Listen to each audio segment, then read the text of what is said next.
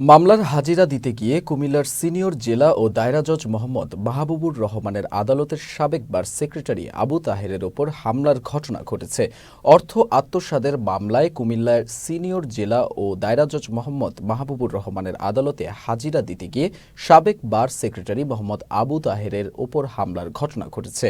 সোমবার কুমিল্লা জেলা ও দায়রা জজ আদালতের দ্বিতীয় তলায় এ ঘটনা ঘটে। এ ঘটনার পর তার জামিন নামঞ্জুর করে জেল হাজতে পাঠিয়েছেন আদালতের বিচারক মোহাম্মদ মাহবুবুর রহমান। প্রায় 4.25 কোটি টাকা আত্মসাতের অভিযোগে অ্যাডভোকেট মোহাম্মদ আবু তাহের ও হিসাবরক্ষক কাজী সুমনের বিরুদ্ধে কুমিল্লা আদালতে মামলা করেন আইনজীবী সমিতির সাধারণ সম্পাদক মোহাম্মদ জাহাঙ্গীর আলম ভূঁইয়া।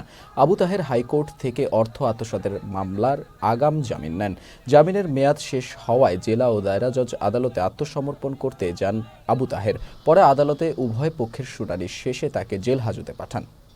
আমাদের টাকাগুলো ফেরত দেওয়ার জন্য তাকে বহু আঙ্গিকে তাকে রিকোয়েস্ট করা হয়েছে, বিভিন্ন কমিটি করা হয়েছে, ডিসিপ্লিনারি অ্যাকশন সহ বারের বিভিন্ন কমিটি তাকে অনেক অনুরোধ করছে, কিন্তু এত কিছুর পরেও সে আমাদের টাকাগুলো ফেরত দেয় না। এই মামলায় তদন্তে প্রমাণ হয়েছে, মানে বারের যে তদন্ত হয়েছে সে তদন্তে এটা প্রমাণিত হয়েছে যে উনি টাকা আত্মসাৎ করেছে। পরবর্তীতে উনি মহামান্য হাইকোর্ট থেকে 4-7টা বেল আনছে, 4-7টা বেলের মেয়াদ শেষ হওয়াতে আজকে উনি সারেন্ডার করছে এবং এই পূর্বদিনের বন্ধ দাখিল করেন।